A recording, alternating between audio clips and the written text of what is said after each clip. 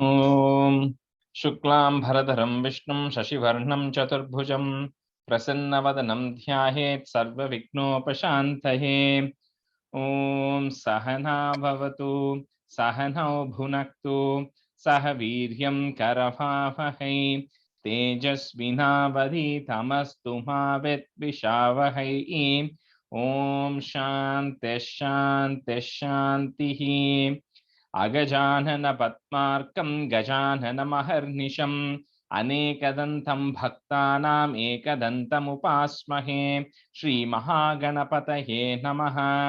गुरवे सर्वलोकानां भिषजे भवरोगिणां निधये सर्वविद्यानां श्रीदक्षिणामूर्तये नमः। अस्मद्गुरुचरणारविन्दाभ्यां नमः। वसुदेवसुतं देवं कंसचाणूरमर्दनं देवकी परमानन्दं कृष्णं वन्दे जगद्गुरुं।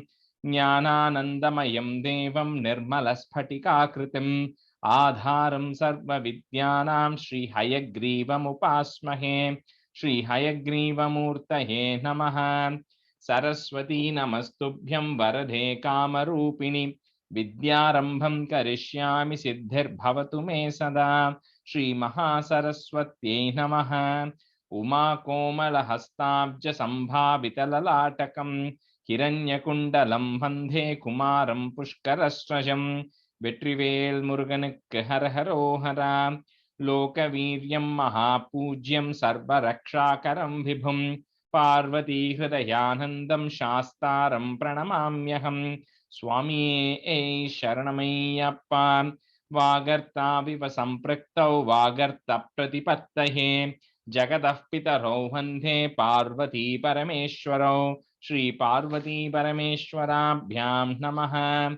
कोमलं कूजयन् वेणुं श्यामलोऽयं कुमारकः वेदवेद्यं परब्रह्मा तस्मै श्रीगुरवे नमः। अस्मद्गुरुचरणारविन्दाभ्यां नमः। श्रीकृष्ण गोविंद हरे मुरारे श्रीनाथ नारायण वासुदेव। श्रीकृष्ण गोविंद हरे मुरारे श्रीनाथ नारायण वासुदेव। श्रीकृष्ण गोविंद हरे मुरारे श्रीनाथ नारायण वासुदेव। पीतांबरं करविराजितचक्रशङ्खकौमोदकी सरसिजं करुणासमुद्रं राधासहायम् अतिसुन्दरमन्दहासं वातालयेशम् अनिशं हृदि भावयामि। कृष्णो रक्षतु मां चराचर गुरुः कृष्णं नमस्ये सदा। कृष्णेनैव सुरक्षितोऽहमसकृते कृष्णाय दत्तं मनः। कृष्णादेव समुद्भवो मम विभो कृष्णस्य दासोऽस्म्यहं। कृष्णे भक्तिरचञ्चलास्तु भगवन्। हे कृष्ण तुभ्यं नमः। श्रीगुरुवायूरप्पा शरणं नम्राणां सन्निधत्ते सततमपि पुरस्तैरणभ्यर्थितानपि अर्थान् कामानजस्रं वितरति परमानन्दसान्द्रां गतिं च। इत्थं निःशेषलभ्यो निरवधिकफलः पारिजातो हरे त्वं क्षुद्रं तं शक्रवाटी ध्रुवमभिलषति व्यर्थमर्त्यव्रजोऽयं। श्रीगुरुवायूरप्पा शरणं श्रीः भट्टपादम् अनिशं हृदि भावयामि। वंशी विभूषितकरात् नवनीरदाभात् पीतांबरात् अरुणबिम्बफलादरोष्टात् पूर्णेन्दुसुन्दरमुखात् अरविन्दनेत्रात् कृष्णात् परं किमपि तत्त्वमहं न जाने। കൈരണ്ടും കൂപ്പി ഞാൻ വീണ്ടും ഇറക്കുന്നു നീരജലോചന നിന്നോടായി. ഏതിന്നു മഞ്ഞനെ കുമ്പിടേണ്ടാത്തോരോ രീതിയിൽ നീ എന്നെ പാലിക്കെന്നായി. കൃഷ്ണ ഹരേ ജയ കൃഷ്ണ ഹരേ ജയ കൃഷ്ണ ഹരേ ജയ കൃഷ്ണ ഹരേ. Welcome everyone to the class. Hope you all had a good break. So I know a lot of people are not available today. So let's see who we have. So Lakshmi Garu, you can do 30 today, right? Review 30. And Madhavi Garu, can you do 30 as well? Yes, I can, Rajesh Garu. Okay. Then today we will then have Jyoti Garu, you can be a student. And Okay. Sridevi Garu, you can be a student as well, okay? Today. Sure, Andy. I made it to the class. I know, you were telling it. So Lakshmi Garu, you want to go first? Yes. Om Shri Krishnaya Parabrahmane Namaha. Dashakam 30 Vamanavatar Varnanam. Shakrena samyati hatopi balir mahatma Shukrena Mahatma Vadhitoshma Vikrantiman Bhayanilina Suram Trilokim Chakre Vashe Satava Chakramukhadabhitaha Putrarti Darshana Vashadatitirvishanna Tam Kashyapam Nijapatim Sharanam Prapanna Tvat Pujanam Taduditam Hipayovratakyam Sadvadashahamacharatt Tvayi Bhakti Purna Tasya Vadhau Tvayi Nilina Matera Mushyaha Shyamaschaturbhuja Vapusvayama Virasihi Namram Chatamiha Bhavattanayo Bhaveyam Gopyam Adikshanamiti Pralapannayasihi Tvam Kashyape Tapasi Sannidadhattadanim Praptosi Garbhamadite Pranuto Vidhatra Prasuta Prakata Vaishnava Divya Rupam Sadvadashi Shravana Punya Dine Bhavantam Punyashramam Tamabhivarshati Pushpavarshaihi Harshakule Suragane Krutaturya Ghoshe Badhvanjalim Jaya Jayeti Nutah Pitrubhyam Badhvanjalim Jaya Jayeti Nutah Pitrubhyam Tvam Tat Kshane Patutamam Vaturupamadaha Tavat Prajapati Mukhairupaniyya Maunji Danda Chinakshavalaya Dibhirachyamanaha Dedipyamana Vapurisha Kritagnikaryaha Tvam Prasthitha Baligraham Prakrutashvamedham Gatrena Bhavi Mahimochita Gauravam Prak Vyavrunnvate Vadharaniim Chalayannayasihi Chatram Paroshmatiranarthamiva Dadhano Dandam cha Danavachaneshvivasannidhatum Tam Narmadottaratate Hayamedhashalam Ase Dushitvayiruchatavaruddhanetraihi Bhaswan Kimesha Dahanonu Sanat Kumaro Yoginu Kuyamiti Shukra Mukhaisha Shanke Anita Mashu Bhrugubhir Anita Mashu Bhrugubhir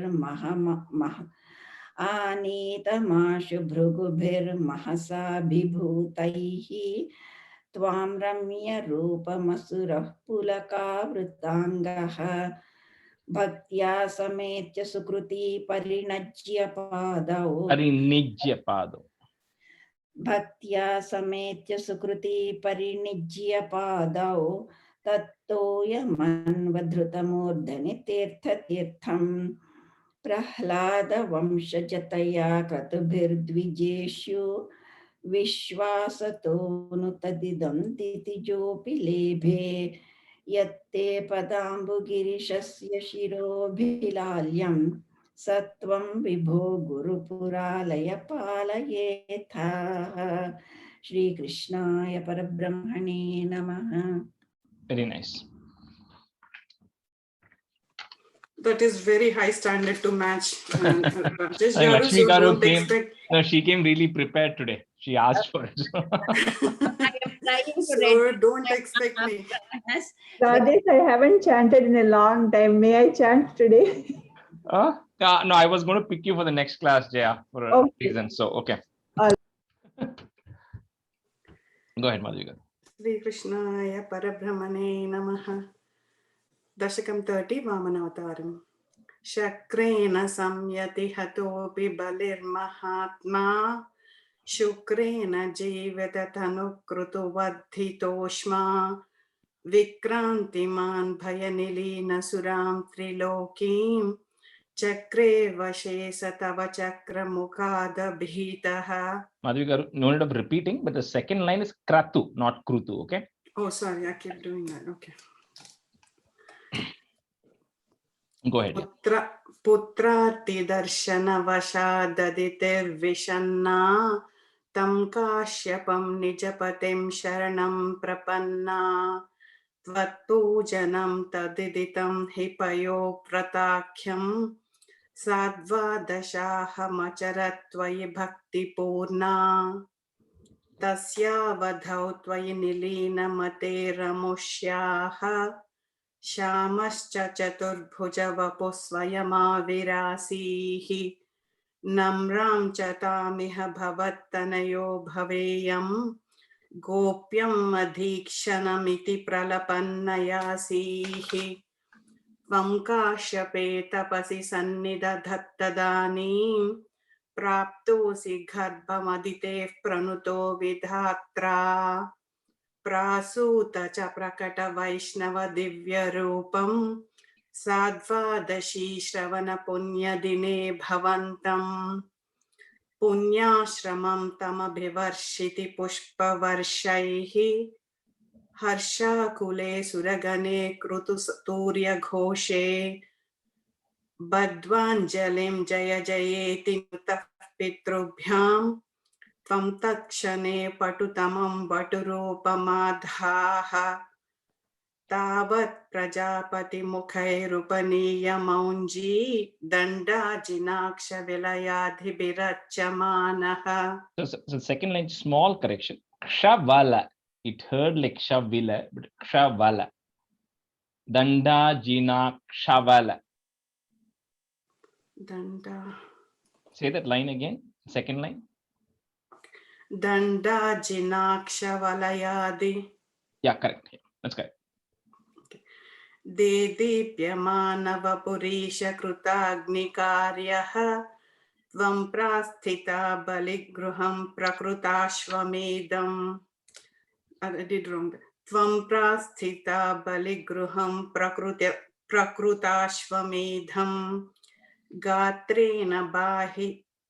गात्रेण भावि महिमोचित गौरवं प्राक् व्यावृण्वतेव धरणीं चलयन्नयासीः छत्रं परोष्मतिरनार्थमिवादधानो दण्डं च दानवजनेष्विव सन्निधातुं दण्डं च दानवजनेष्विव सन्निधातुं तां नर्मदोत्तरतटे हयमेधशालाम् आसेदुषित्वैरुचा तव रुद्धनेत्रैः भास्वान् किमेष दहनोऽन्सनत्कुमारो योगीनुकोऽयमिति शुक्रमुखैः शशङ्के आनीतमाशु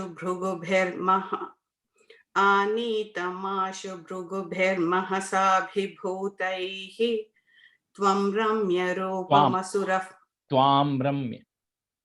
Okay. त्वां रम्य रूपमसुरः पुलकावृताङ्गः भक्त्या समेत्य सुकृती परिनिज्य पादौ तत्तोयमन्वधृतमूर्धनि तीर्थतीर्थम्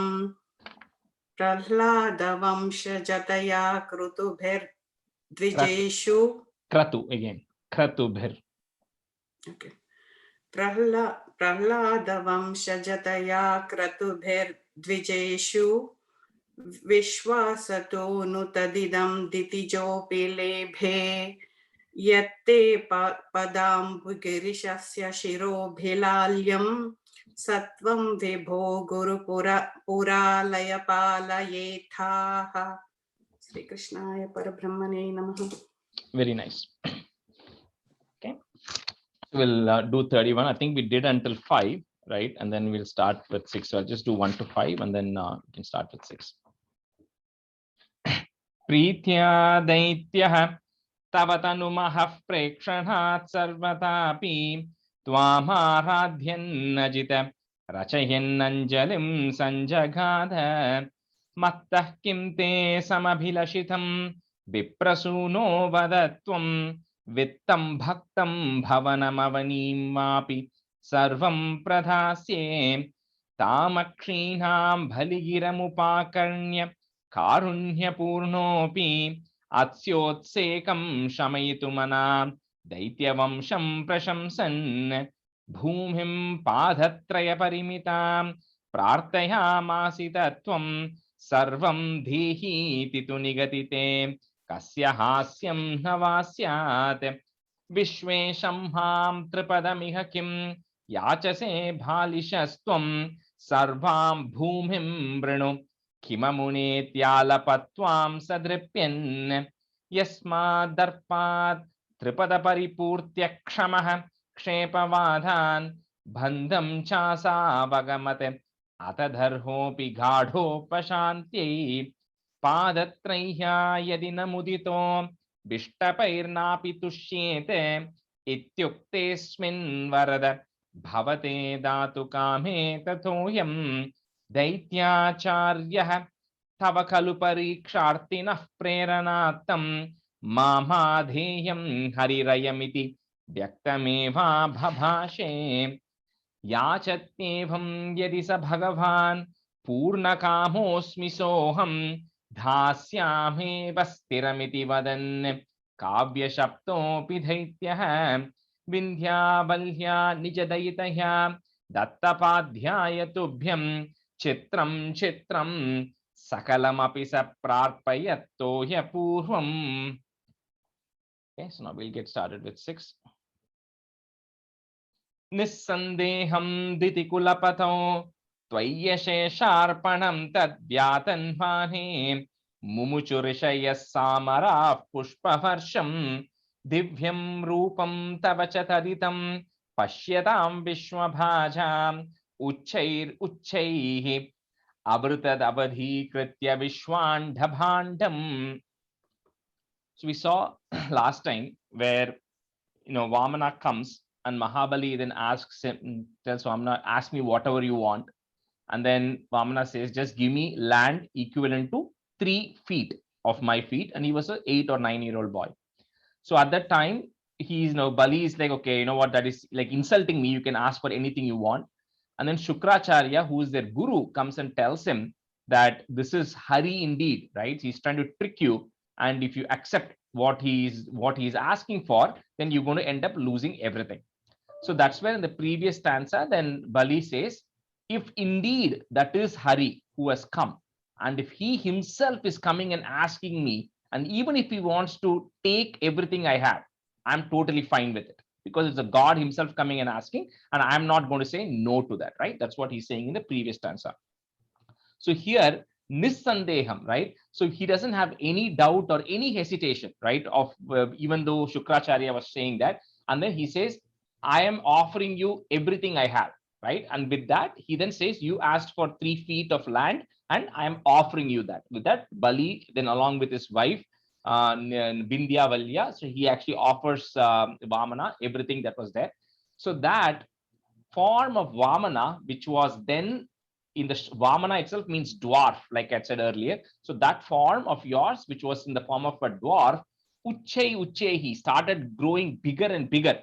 And it started becoming bigger and bigger to the extent that Vishwandabhandam, it was occupying almost the entire universe. It started growing to a size which was unimaginable, and it was taking the size which was almost the entire universe, as the sages and everybody was looking at it, right? Rishayaha, and all of them were looking at it. You started growing in size bigger and bigger.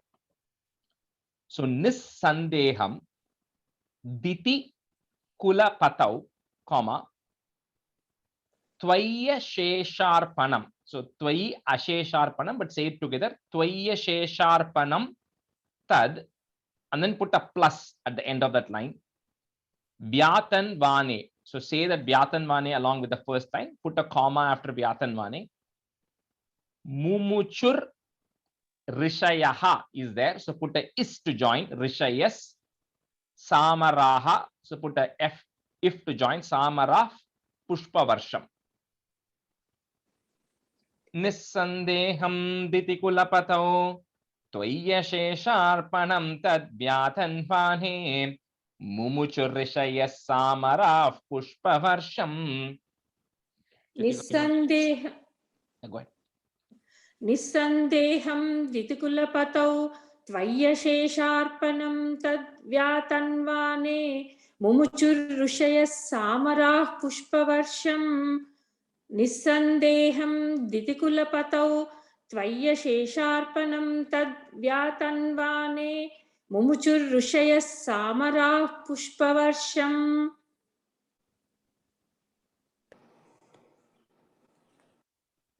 Nissandeham ditikulapatau tvaya shesharpanam tadvyatanvane mumuchurrushayas samarah pushpavarsham.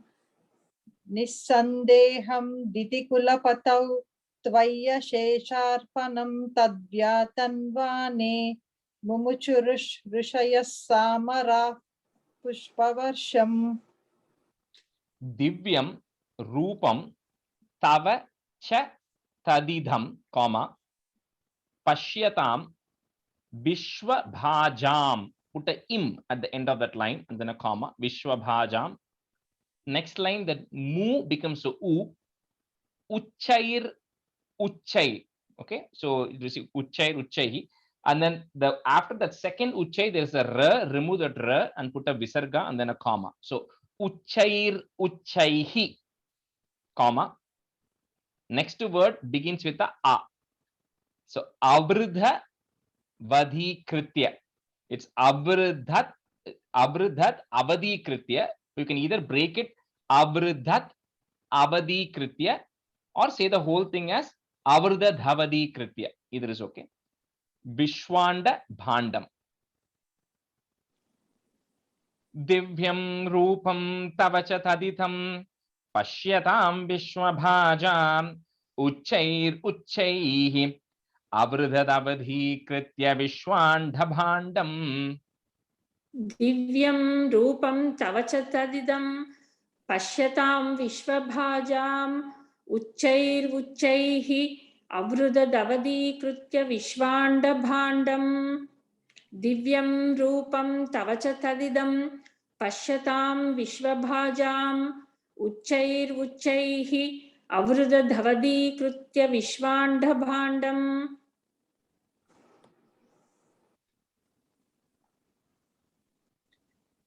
Divyam rupam tavacha tadidam pashyatam vishwabhajam vuchair vuchaihi avrudadavadhi krutya vishwanda bhandam.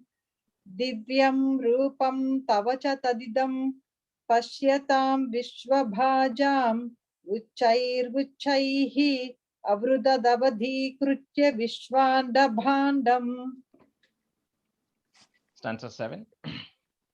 Tvatpadhagram nijapadagatham pundarikoodbhavosau kundhitohyehi asijadapunadhyajjalam vishwalokan harshotkarshat subahunarute kecharairutsave'smin bherim nignan bhuvanamachara jambavan bhaktishali. So Tvat Pada. So here Bhattacharya is saying, oh Lord Krishna, your feet, Pada Agram, the tip of your feet, when that actually reached Nija Padagatam, it reached Satyaloka. So there, Pundari Kodbhavaha. Pundari Kodbhavaha is the one who has actually come out of the lotus, so which is Brahma. So it reaches your tip of your feet, reaches the Satyaloka there. So Brahma, then with his Kundi toye, the water that is actually coming out of his kamandalam, the jug that he is having, he washes, he's washing that, he's washing your feet, right? And that water by which he washed your feet is now purifying this entire world. So with that, Brahma is washing the Lord's tip of your feet when it reaches Satyaloka. So, and then when the size, when he's become big right now, the Gandharva and everybody, all the other gods are very happy, and then they are showering praises and offering flowers and everything.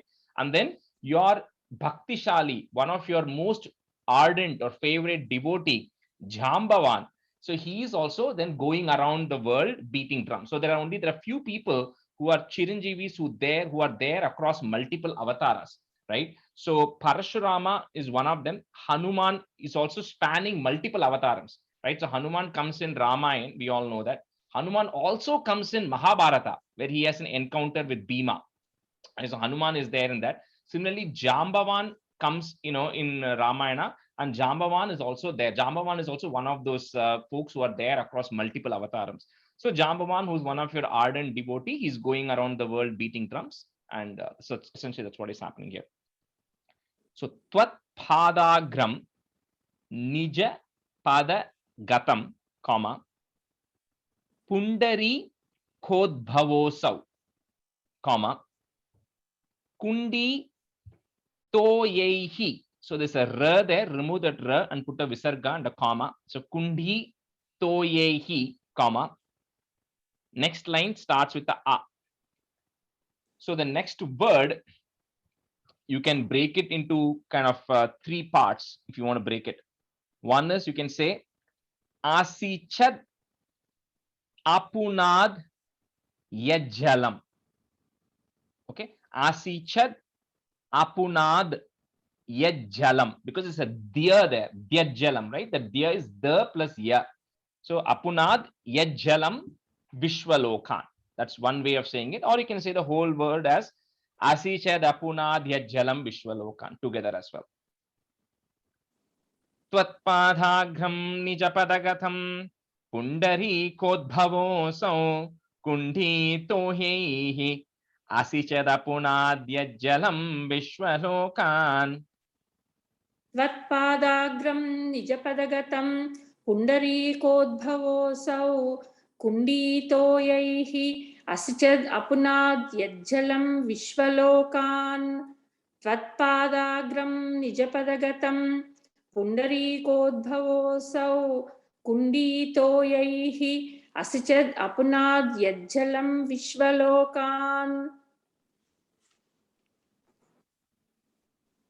Tvatpadagram Nijapadaгаtam Pundarikoodbhavosau Kunditoyaihi Asichadapunadhyajjalam Vishwalokan. Tvatpadagram Nijapadaгаtam Pundarikoodbhavosau Kunditoyaihi Asichadapunadhyajjalam Vishwalokan.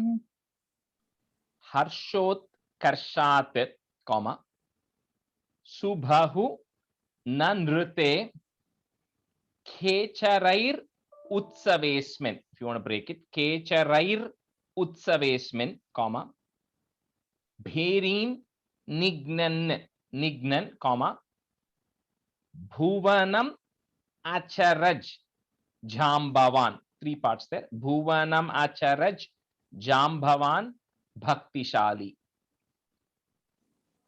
Harshot Karshat Subahunanruthe Kecharairutsavesmin Bherim Nignan Bhuvanamachara Jambavan Bhaktishali.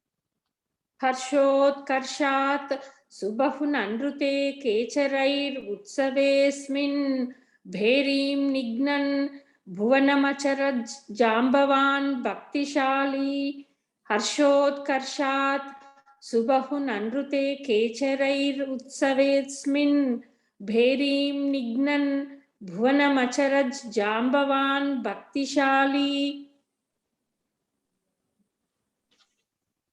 Harshot Karshat Subahunanrute Kecharair Utsavesmin Bherim Nignan भुवनमचरज्जाम्भवन् भक्तिशाली Jambavan. जाम्भवान् हर्षोत्कर्षात् सुबहुननृते खेचरैर्वुत्सवेऽस्मिन् भेरीं निघ्नन् भुवनमचरज्जाम्बवान् भक्तिशाली Stanza 8. तावद्दैत्यास्त्वनुमतिमृते भर्तुरारब्धयुद्धाः देवोपेतैर्भवदनुचरैः सङ्गता भङ्गमापन् कालात्माहिं वसति पुरतो यद्वशात् प्राग्जिता स्मः किं वो युद्धैरिति भरीरा हेतपातालमापुः.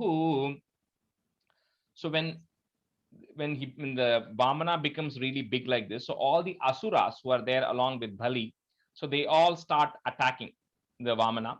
So at that time, the Devas then come to fight because they now know that they have the protection of the Lord. So Devas are coming to fight and they start fighting with the asuras. So the asuras here are fighting without anumatim, without permission from Bali. So they are just coming to help him out and then they're coming and fighting with him.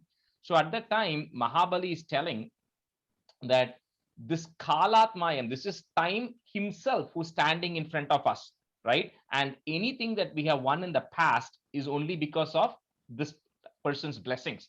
Now he himself is against us right now. So there's absolutely of no use of fighting, right? So Bali then stops them and says, there's nothing we can do. We just have to surrender here. So he says that, so he prevents the Asuras from fighting. And then say, so Kimbo Yuddha. So what is the use of fighting here? There's no purpose of fighting here. Saying that he sends them back to Patalam Apuhu. So they go back to where they came from. So they stop fighting and then they go back. So Tavat Dhaityas Twanu Matim Rite. Twanu Matim Rite or Twanu Matim Rite. You can say it together as well. Tavat Dhaityas Twanu Matim Rite, comma. Bharturarabdha Yuddhaha, comma. Devopetair Bhavada Nucharaihi. There's the is after Rai. Remove that is, put a visarga and a comma. Bhavada Nucharaihi, comma. Sangata Bhangamapan. Tavadaityas Twanumatimrite Bharturarabda Yuddhaha Devopetair Bhavada Nucharaihi Sangata Bhangamapan. तावद्दैत्यास्त्वनुमतिमृते भर्तुरारब्धयुद्धाः देवोपेतैर्भवदनुचरैः सङ्गता भङ्गमापन् तावद्दैत्यास्त्वनुमतिमृते भर्तुरारब्धयुद्धाः देवोपेतैर्भवदनुचरैः सङ्गता भङ्गमापन् तावदैत्यास्त्वनुमतिमृते भर्तुरारब्धयुद्धाः देवोपेतैर्भवदु चनुरैः सङ्गता भङ्गमापन्. So you've got a second line. Devopetair Bhavadhanucharaihi. देवोपेतैर्भवदनुचरैः. Correct. तावद्दैत्यास्त्वनुमतिमृते भर्तुरारब्धयुद्धाः देवोपेतैर्भवदनुचरैः सङ्गता भङ्गमापन्. Third line. Kalatmayam Vasati Purato, comma. Yadvashat Pragjitaha is there. Put a is. Pragjitas Smaha, comma. Kimbo Yuddhairiti Baligira, comma. Teta Patalam Apuhu. Kalatmayam Vasati Purato Yadvashat Pragjitas Smaha Kimbo Yuddhairiti Baligira Teta Patalam Apuhu. कालात्मायं वसति पुरतो यद्वशात् प्राग्जिता स्मः किं वो युद्धैरिति बलिगिरा तेतपातालमापुः कालात्मायं वसति पुरतो यद्वशात् प्राग्जिता स्मः किं वो युद्धैरिति बलिगिरा तेत पातालमापुः कालात्मायं वसति पुरतो यद्वशात् प्राजिता स्मः किं वो युद्धैरिति बलिगिरा तेथ पातालमापुः कालात्मायं वसति पुरतो यद्वशात् प्राजिता स्मः किं वो युद्धैरिति बलिगिरा तेथ पातालमापुः Stanza 9. पाशैर्बद्धं पतगपतिना दैत्यमुच्चैरवाधीः तातीरीकं दिश मम पदं किं न विश्वेश्वरोऽसि पादं मूर्ध्नि प्रणय भगवन् इत्यकम्पं वदन्तं प्रह्लादस्तं स्वयमुपगतो मानयन्नस्तवीत्वाम्. So now Garuda, who's always accompanying the Lord, he comes and Pashair Baddam, and then he ties Bali Raja right now.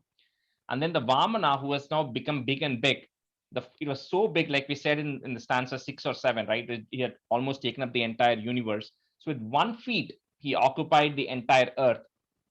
With his 2nd feet, the 2nd feet was placed in heaven, which Bali had occupation over. So Bali was ruling all over the earth and all over the heavens, the upper worlds. So the other feet went and reached all the heavens and it occupied that. So then the Lord went and told Bali, you promised me that you're going to give me 3 feet of land. I've kept 2 feet. Now I need a 3rd place, right? Place where I can put another feet. So with that, Bali says, Padam Murdni Pranaya Bhagavan. Oh Lord, you can place your feet on my Murdni, on my head, right? Because that's all I have left. All I have left is just me, right? And then you can place it on my head. With that, Bali then offers himself. And then without any hesitation, right? So he then says that, without any trembling, he says, you can place it on my head, and then he gives himself. So with that, the Lord then places the 3rd feet on Bali's head. So at that time, Prahlada, who is again, remember, Bali's grandfather, right? So Prahlada himself comes there, and then he comes there, and then he sings your praises. And then, because Prahlada is coming in Narasimha Avataram, as well as he's coming here in Vaman Avataram as well, because it's his grandson is Mahabali. So, Pashair Bhaddham Pata Gapatina, comma, Daityam Uchaira Vadihi. So put a visarga at the end of that line and comma, Uchaira Vadihi. Next line, remove that is if you have that. So it becomes Tatir Ekam Disha Mama Padam, comma, Kim na Vishweshwarosi. Pashair Baddham Patagapatina Daityamuchaira Vadihi Tatir Ekam Disha Mama Padam Kim na Vishweshwarosi. पाशैर्बद्धं पतगपतिना दैत्यमुच्चैरवादीः तार्तीकं दिश मम पदं किं न विश्वेश्वरोऽसि पाशैर्बद्धं पतगपतिना दैत्यमुच्चैरवादीः तार्तीकं दिश मम पदं किं न विश्वेश्वरोऽसि पाशैर्बद्धं पतगपतिना दैत्यमुच्चैरवादीः तार्तीकं दिश मम पदं किं न विश्वेश्वरोऽसि पाशैर्बद्धं पतगपतिना दैत्यमुच्चैरवादीः तार्तीकं दिश मम पदं किं न विश्वेश्वरोऽसि Padam Murdni Pranaya Bhagavan. So if there is double na and the e there, just first take 1 na and make it in Bhagavan, comma. Next word starts with the e. Ityakampam Vadantam, comma. Prahladastam Swayam Upagato, comma. Manayan Nastavitwam. Manayan Nastavitwam. I'm sorry, Rajesh, I missed. Padam Modhne Pranaya Bhagavan, is it E? Then Bhagavan, comma, huh? Ityakampam. I. Okay. Ityakampam. So it's like in and E, it becomes a double in and E when you join it as a sandhi. So we're just splitting that. That's all. Okay. Thank you. Padham Murdni Pranaya Bhagavan Ityakampam Vadantam Prahladastam Swayamupagato Manayannastavitvam. पादं मूर्ध्नि प्रणय भगवन् इत्यकम्पं वदन्तं प्रह्लादस्तं स्वयमुपगतो मानयन्नस्तवीत्वाम् पादं मूर्ध्नि प्रणय भगवन् इत्यकम्पं वदन्तं प्रह्लादस्तं स्वयमुपगतो मानयन्नस्तवीत्वाम् पादं मूर्धिनि प्रणय भगवन् इत्यकम्पं वदन्तं प्रह्लादस्तं स्वयमुपगतो मानयन्नस्तवीत्वाम् पादं मूर्धिनि प्रणय भगवन् इत्यकम्पं वदन्तं प्रह्लादस्तं स्वयमुपगतो मानयन्नस्तवीत्वाम्. Stanza 10. Darpochitye vihitamakilam daitya siddhosi punyaihi lokaste stutridiva vijayi vasavatvam cha paschad matsayujyam bhajasa punaretyanva grinha balim tam viprais santanitamakhavaraha pahi vata nahesha. So when Bali's now the third feet was now placed on Bali's head, then essentially his pride was removed. So essentially what he is saying is, then the Lord says to Mahabali that all of this was done only because I wanted to completely eliminate the pride that you had, right? The pride that you had, that you were the Lord of the worlds and you can give people whatever they want, and you had that garvam in you, and all of this was done to completely eliminate that. However, you have also done a lot of good deeds, right? Siddhosi Punya, you have accumulated a lot of good deeds, and he had performed 99 Ashwamedha Yajnas, right? This was the 100th he was performing, because whoever performs 100, they get the position of Indra. Indra is not the name, Indra is just a position. So, and that was now obstructed. So, however, he says, because of all the good deeds you have done, he says, I'm going to send you to Sutala Loka, the bottom Loka, where you will continue to rule. And once you rule there, and then because of your good deeds, you will become the next Indra, because I am going to help complete this 100th Ashwamedha Yajna for you right now, right? So with that, the Lord completes the 100th Yajna with his blessings. Bali completes it, and then he goes off to the Sutala Loka, where he resides there, and from there he becomes the next Indra. So, and then eventually he says, you will also Matsayujyam, you will also attain union with me once you finished your role as Indra. So with that, Bhattaripat says, oh Lord, you helped, eradicate all these things, eradicate Bali's pride, and please also, Lord of Guruvayur, help, eradicate all of my ailments as well, my diseases as well. So, Darpo Chitye Bihita Makhilam, comma, Daitya Siddhosi Punyaihi. Put a visarga at the end there and a comma, Punyaihi. On top of lo, if you have a ir, the next line, remove that off. So, because that's why you put the visarga there. Lokas testu tridiva vijayi, comma, vasa vatvam cha paschat. Darpo chitye vihitam akilam daitya siddhosi punyaihi lokaste stutridiva vijayi vasavatvam cha paschat. दर्पोच्चित्यै विहितमखिलं दैत्य सिद्धोऽसि पुण्यैः लोकस्तेस्तु त्रिदिव विजयी वासवत्वं च पश्चात् दर्पोच्चित्यै विहितमखिलं दैत्य सिद्धोऽसि पुण्यैः लोकस्तेस्तु त्रिदिव विजयी वासवत्वं च पश्चात्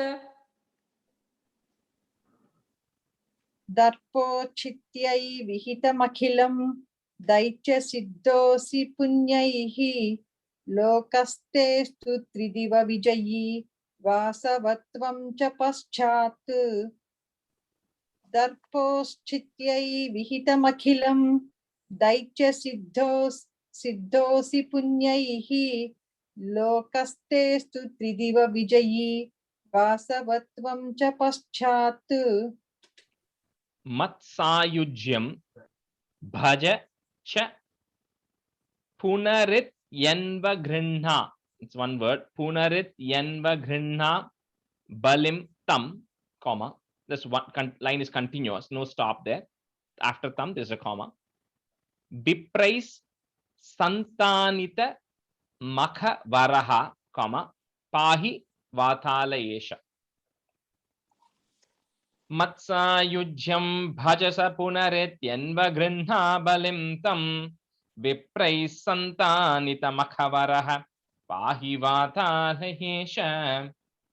मत्सायुज्यं भज च पुनरित्यन्व गृह्णा बलिं तं विप्रै सन्तानितमखवरः पाहि वातालयेश. मत्सायुज्यं भज च पुनरित्यन्व गृह्णा बलिं तं विप्रै सन्तानितमखवरः पाहि वातालयेश. श्री कृष्णाय परब्रह्मणे नमः. मत्सायुज्यं भज च पुनरित्यन्व गृह्णा बलिं तं विप्रै सन्तानितमखवरः पाहि वातालयेश.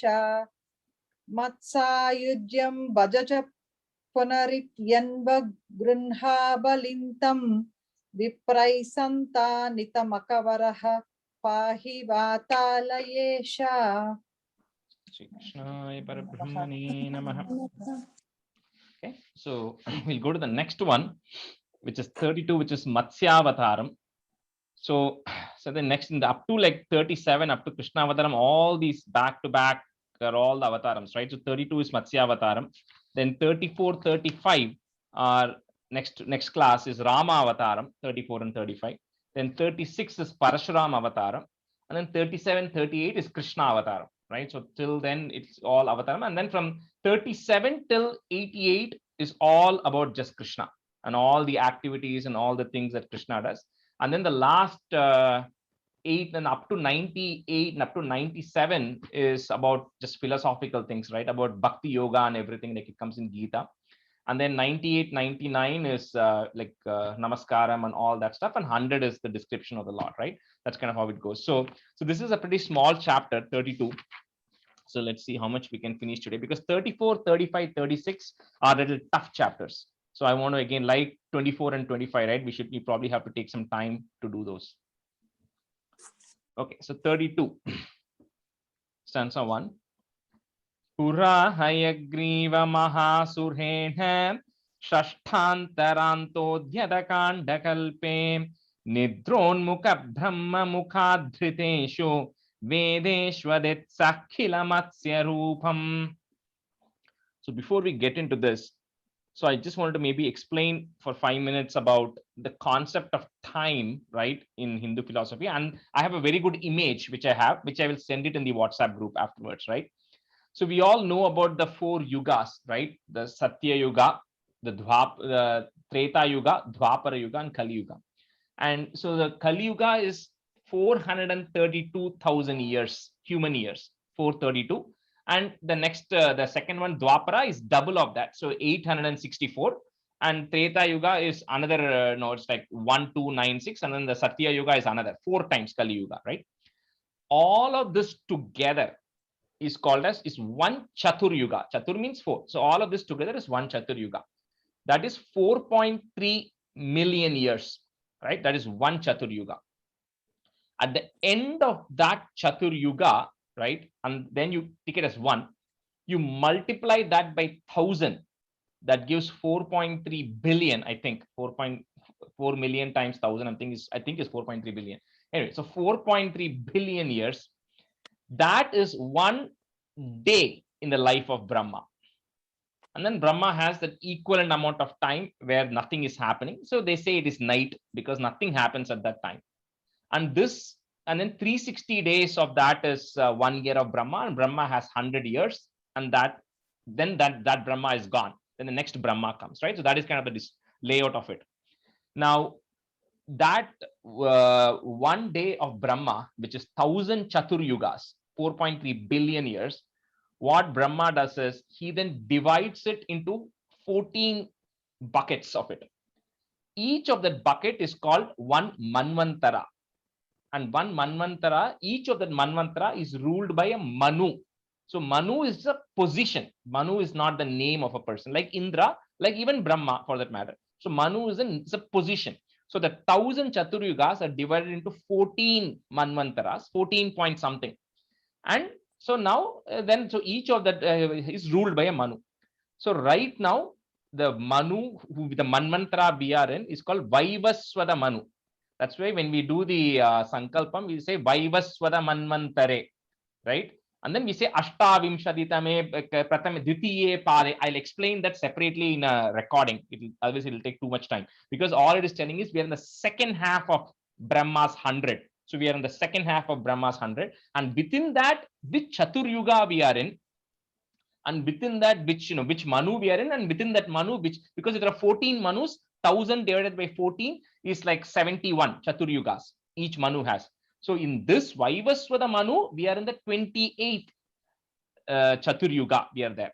So that's why it's Ashta Vimshati Thame, and then within that we are in Kali Yuke, and all of that stuff comes there, right? So anyway, the reason I'm saying this is, at the end of every day of Brahma, and all of this comes in the earlier chapters of Narayaniam, which we are not covering right now.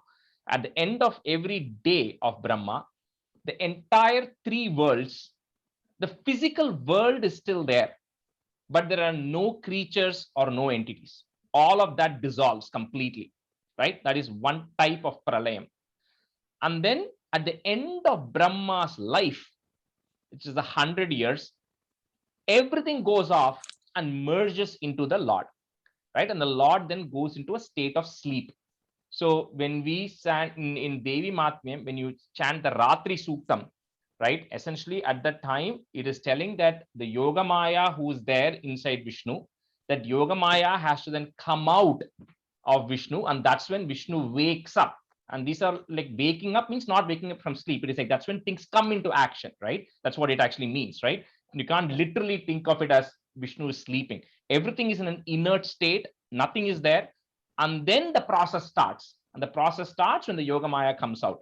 So that happens after Brahma's 100 this thing. But also at the end of every Brahma's day, when Brahma goes off to sleep, there is another creation then starts afterwards, again during Brahma's beginning of the day.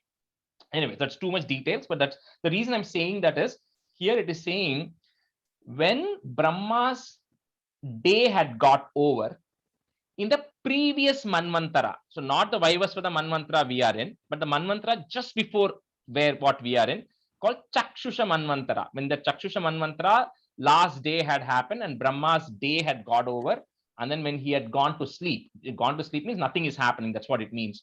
So at that time, the knowledge is lost. All the knowledge that Brahma had is lost. So that's what, and they say it in a simple way. They say the Vedas, which are coming from Brahma, which is the source, those Vedas were stolen. The Vedas cannot be stolen because the Vedas were never written. The Vedas was what Brahma heard, right? So when Brahma wakes up in the morning after this, when the creation starts, he's then sitting on the lotus and he's trying to think, where am I, right? And then he sees that he's sitting on a lotus, or in that form, and then he goes to find where am I coming from, but he can't locate the source of it. And then eventually he meditates, and then all of this knowledge comes to him, right, automatically, and then he starts the creation process. So that's when the Vedas are there. So here what they're saying is the Vedas were stolen from Brahma's mouth by a asura called Hayagriva. Hayagriva is also a lord who we pray. Hayagriva, all it means is horse-faced, right? So somebody who is like an asura, somehow the Vedas got disappeared, which essentially means Brahma has lost the knowledge. That is the significance of this. So to restore those Vedas and to bring the beginning of the next Brahma, or the next day of Brahma, you, O Lord, Kila Matsya Rupam, you took the avatar of Matsya Rupam. So that's what Bhattaripada is saying upfront, and then he'll go on to describe what the actual avataram is. But he says, you took this avataram as a fish to restore the Vedas and to begin the next one. Okay, I know there's a long winded explanation, but I will send an image which has the timings, which has a timeline, right? So you'll understand it very clearly, and I'll also explain the Sankalpa meaning as a separate audio. So Pura Hayagriva Mahasurena, comma. So the next word is difficult to break it, so you might have to somehow say it together. Shashtanta Rantodyada Khanda Kalpe. It will be Shashta Anta at the end of the sixth, right? Shashtanta Rantodyada Khanda Kalpe, Akhanda Kalpe. That's what. So it's difficult to break that. So try to say the whole thing together. Nidron Mukha Brahma Mukhad Dhriteshu, comma. Vedeshwaditsaha is there. So put a ich to join. Vedeshwaditsah Kila Matsya Rupam. Pura Hayagriva Mahasurena Shashtantaranto Dhyadakhanda Kalpe Nidronmukha Brahma Mukhadhriteshu Vedeshwaditsah Kila Matsya Rupam. Pura Hayagriva Mahasurena Shashtantaram Todyadakanda Kalpe Nidronmukha Brahma Mukhadhruteshu Dedeshvaditsak Kilamatsya Rupam. Pura Hayagriva Mahasurena Shashtantaram Todyadakanda Kalpe Nidronmukha Brahma Mukhadhruteshu Dedeshvaditsak Kilamatsya Rupam.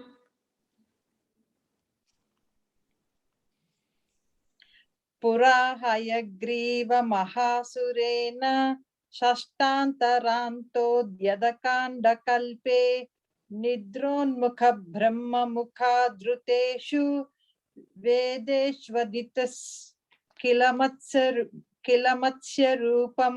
Vedeshwaditsya. Sah. Vedeshwaditsa. Ditsa. Okay. Vedeshvaditsa. Is that right? Yeah.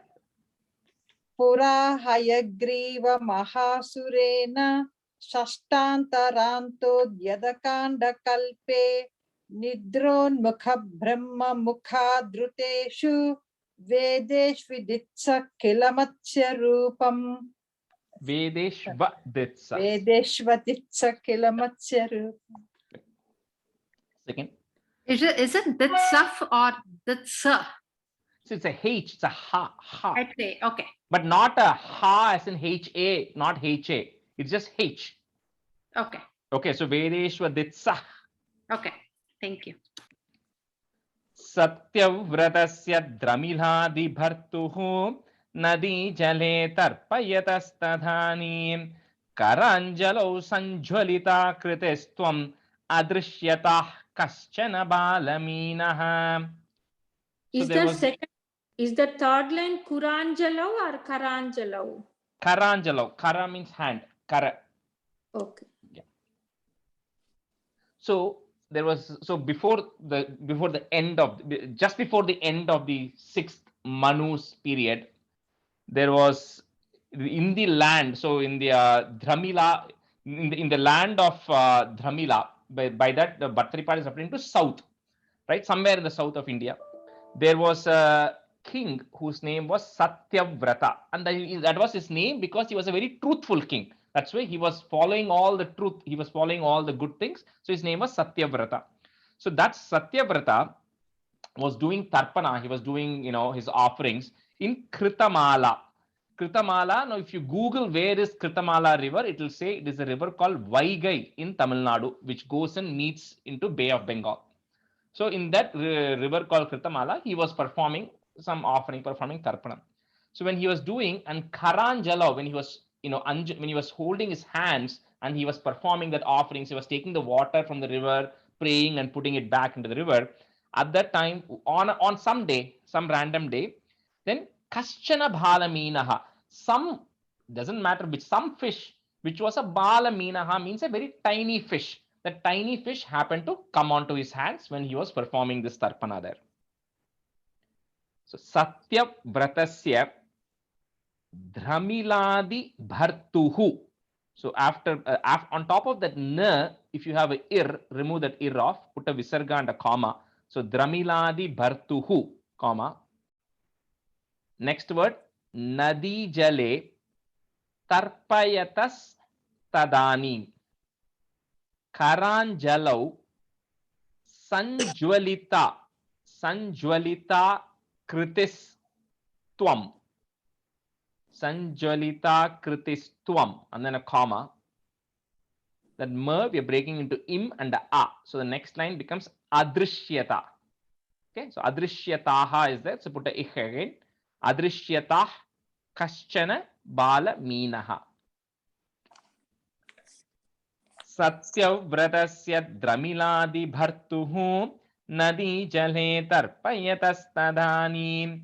Karanjalo sanjwalita kritestvam adrishyatah kaschana balaminaha.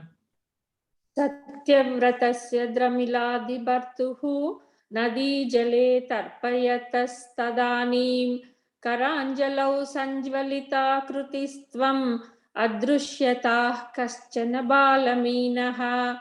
Satyavratasya dramiladibhartuhu nadi jale tarpayatastadanim karanjalau sanjvalita krutistvam adrushyatah kaschana balaminaha.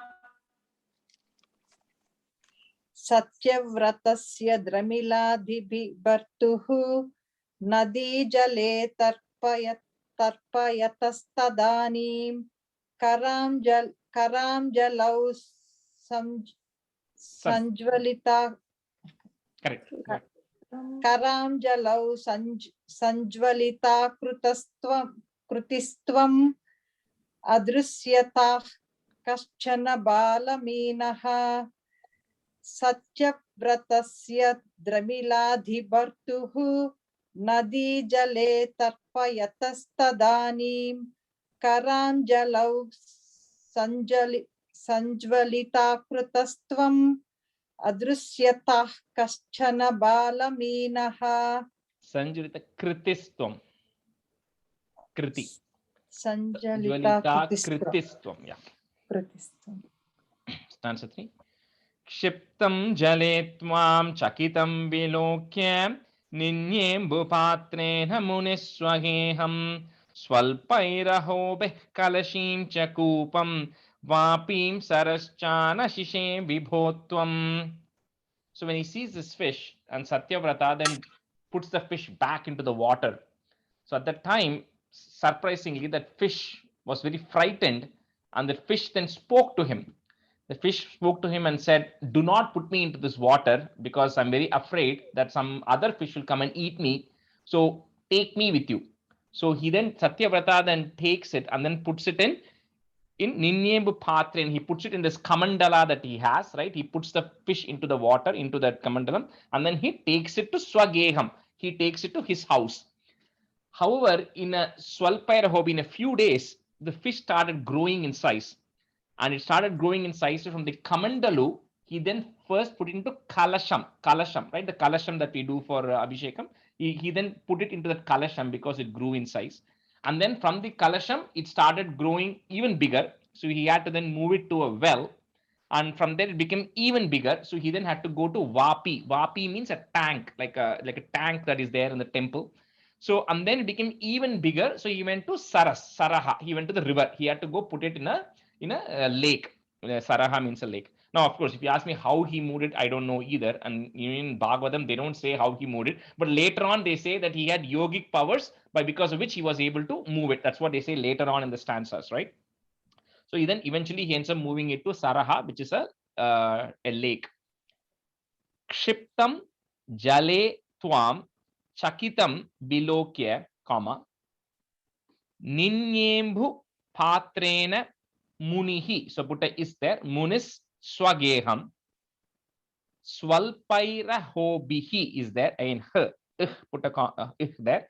Swalpairahobih kalashim cha कूपम comma वापीम सरश्चानशिषे सरश्च anashishe, so say it together, sarascha बिभो त्वम् क्षिप्तं जले त्वां चकितं विलोक्य निन्ये भूपात्रेण मुनिस्वगेहं स्वल्पैरहोभिः कलशीं च कूपं वापीं सरश्चानशिषे बिभो त्वम् क्षिप्तं जले त्वां चकितं विलोक्य निन्येम्बुपात्रेण मुनिस्वगेहं स्वल्पैरहोभिः कलशीं च कूपं वापीं सरश्चानशिषे विभो त्वम् क्षिप्तं जले त्वां चकितं विलोक्य निन्येम्बुपात्रेण मुनिस्वगेहं स्वल्पैरहोभिः कलशीं च कूपं वापीं सरश्चानशिषे विभो त्वम्. So think about that word kalashim, kalashim. Kalashim, okay. Swalpairahoभिः कलशीं च कूपम्. क्षिप्तं जले त्वां चकितं विलोक्य निन्येम्बुपात्रेण मुनिस्वगेहं स्वल्पैरहोभिः कलशीं च कूपं वापीं सरश्चानशिषे बिभो त्वम् Kalashim. कलशीं क्षिप्तं जले त्वां चकितं विलोक्य निन्येम्बुपात्रेण मुनिस्वगेहं स्वल्पैरहोभिः कलशीं, is that right? Correct. स्वल्पैरहोभिः कलशीं च कूपं वापीं सरश्चानशिषे बिभो त्वम्. Correct. Okay. So stanza 4. Yoga prabhavad bhavadajñahaiva नीतस्ततस्त्वं मुनिना पयोधिं पृष्टो मुना कल्प दिदृक्षुमेनं सप्ताहमास्वेति वदन्नयासीः. So here Bhattacharya is saying bhavat agnya, from because of your command, because of your wish, which is you in this case is the fish itself, which is now sitting in the lake, because of your command through the fish, right? Because of yoga prabhava, because of his yogic powers, right? He is now able to move the fish, which has become bigger and bigger. He then moves it to munina payodim. He is able to take it. He takes it to an ocean, and then he leaves it in the ocean because of his yogic powers. That's where I was telling earlier, is because of, we don't know how, but he then ends up leaving it in the ocean. So at that time, and it's not described here in Narayanyam, but it is there in Bhagavatam, is Satyavrata then tells that, he says, look, it's pretty obvious that you are not an ordinary fish, and I want to know who you are and why you are here, right? So at this time, then the Lord says, I'm here because it is that Naimittika Pralayam is going to happen, which means Naimittika Pralayam is that, like I said, there are multiple types of Pralayam, right? One is the Naimittika, means all the things are eliminated, but the things are still there. Then the Prakritika Pralayam is the end of Brahma's life. That's when everything goes away. So this Naimittika Pralayam is going to happen, and that's why I am here. So for that, he says, I want to witness it, right? And then the fish says, yeah, I know. That's why I chose you, because you are going to be the next Manu, right? So that's where you've been chosen. So what the fish says is, come here 7 days from now, when the Pralayam is going to happen. I want you to be here, and then you will also be joined by the Saptarishi. So Saptarishis are going to join you and come and meet me here in 7 days, right? With that, the fish then disappears. So yoga prabhavad bhavadajñayaiva, comma, nitas tatas tvam munina payodhim prishto muna kalpa didrukshum didrukshumenam, comma, saptaham asveti vadanna yasihi. Yoga prabhavad bhavadajñahaiva nitastatastvam hunina payodhim prishto muna kalpa didrukshumenam सप्ताहमास्वेति वदन्न यासीः योगप्रभावाद् भवदाज्ञयैव नीतस्ततस्त्वं मुनिना पयोधिं पृष्टो मुना कल्पति दृक्षुमेनं सप्ताहमास्वेति वदन्न यासीः योगप्रभावाद् भवदाज्ञयैव नीतस्ततस्त्वं मुनिना पयोधिं पृष्टो मुना कल्पति दृक्षुमेनं सप्ताहमास्वेति वदन्न यासीः योग प्रभावात् भवदाज्ञयैव नीतस्ततस्त्वं मुनिना पयोधिं पृष्टो मुना कल्पदिदृक्षुमेनं सप्ताहमास्वेति वदन्न यासीः योग प्रभावात् भवदाज्ञयैव नीतस्ततस्त्वं मुनिना पयोधिं पृष्टो मुना कल्पदिदृक्षुमेनं सप्ताहमास्वेति वदन्न यासीः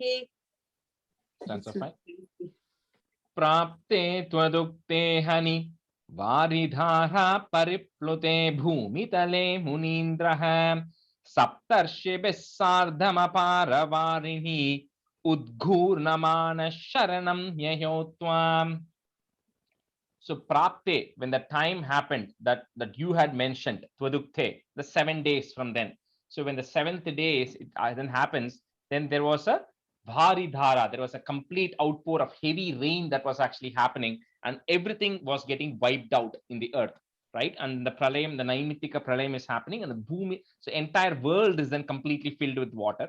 So at that time, Sage Satyavrata, along with Saptarshibi, along with the 7 rishis, so they are then wandering somehow, right? They are wandering through the waters, and then they eventually reach the place which the fish or the Lord had said, somehow they kind of land up in that place where the Lord had said, and but it's completely filled with water, and everything is essentially got destroyed there. And Sharanam Yayotwam, and they take complete refuge in you, not knowing what to do, and they are also very scared. Prapte Twadukte Hani, comma, Vari Dhara Pariplute Bhumitale Munindraha Saptarshibihi. So put a is there. Saptarshibis Sardham Apara Varini. So you have Varin you. You'll have Varin you. You'll have it there. So you're going to break it. So you're going to make it Varini first, and then a comma. Sardham Apara Varini, comma. Next word starts with the U. Udghurnamana. Udghurnamanaha is there. So put a ish to join. Udghurnamanash Sharanam Yayau Twam. Rajesh, Yes. the Prapte Twadukte Hani Kama Varidhara Pariplute Bhumitale Munindraha. So it's all like one, the whole thing. Yeah, the whole thing is together. Yes. Okay, thank you. Prapte Twadukte Hani Varidhara Pariplute Bhumitale Munindraha Saptarshibis Sardhamapara Varini Udghurnamana Sharanam Yayotwam. प्राप्ते त्वदुक्ते हनि वारिधारा परिप्लुते भूमितले मुनीन्द्रः सप्तर्षिभिः सार्धमपारवारिणि उद्घूर्णमानः शरणं ययौ त्वाम्. प्राप्ते त्वदुक्ते हनि वारिधारा परिप्लुते भूमितले मुनीन्द्रः सप्तर्षिभिः सार्धमपारवारिणि उद्घूर्णमानः शरणं ययौ त्वाम्. प्राप्ते त्वदुक्ते हनि वारिधारा परिप्लुते भूमितले मुनीन्द्रः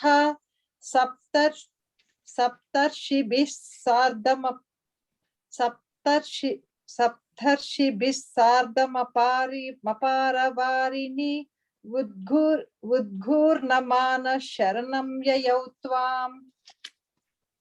प्राप्ते त्वदुक्ते हनि वारिधारा परिप्लुते भूमितले मुनीन्द्रः सप्तर्षिभिः सार्धमपारवारिणि उद्घूर्णमानः शरणं ययौ त्वाम्. Stanza 6. Maybe we'll do 2 or 3 and we can stop today. Dharam twadadeshakarimavaptam naurupineemaruruhustadate tatkampakam preshu chateshu bhuyah twamam bhuderabhirabhurbahiyan. So like it comes in Noah's Ark, right? So a boat is now appearing. And here Bhadrapad is saying the earth is coming in the form of a boat. Mother Earth is coming in the form of a boat. And we'll have to remember here that the next couple of things, what's happening is they are no longer in the earth because the size of the fish and where they're going to be going. And in general, in Hinduism, when they say ocean, floating in the ocean, they also mean space. It kind of like it's a completely open thing where you can just move, right? That's what they mean. So here anyway, what happens is, based on your command, O Lord, the boat is coming, and this Satyavrata along with the Sapta Rishis are then now going along they get onto the boat and they start going. And because of the pralayam, because of that, they are getting really scared. So when that happens, you now come you did appear from the ocean, Mahiyan, in the form of a really large fish. And they'll describe how big it is in the next stanza. But you now come to rescue them in the form of a really large fish. Dharam Twadadesha Karim. That's Twad Adesha Karim. That's what it is. But you have to maybe say it together. Twadadesha Karim Avaptam, comma. Now Rupinim Aruruhus Tadate. Tat Kampa Kampreshu Cha Teshu Bhuyaha. So remove that is and put a visarga, comma, Bhuyaha. Tvam Ambudher Avirabhur. Tvam Ambudher Avirabhur Mahiyan. Or you can say the whole word together. Tvam Ambudher Avirabhur Mahiyan. If you're breaking it, Tvam Ambudher Avirabhur Mahiyan. Dharam Twadadesha Karimavaptam Naurupini Maruruhustadhate Tatkampakam Preshu Chateshu Bhuyah Tomam Bhudera Virabhur Mahiyan. Dharam Twadadeshakarimavaptam Naurupini Maruruhustadate Tatkampakam Preshu Chateshu Bhuyah Tvamam Buddhera Virabhur Mahiyan. Dharam Twadadeshakarimavaptam Naurupini Maruruhustadate Tatkampakam Preshu Chateshu Bhuyah Tvamam Buddhera Virabhur Mahiyan.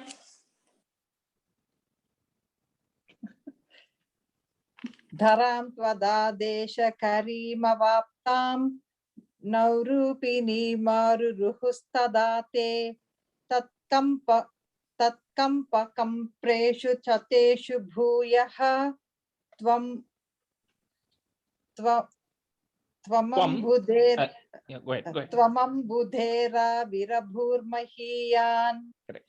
Dharam Twadadesha Karimavaptam Naurupini Maruruhustadate Tatkampakam Preshu Chateshu Bhuyah Tvamam Budhera Virabhur Mahiyan.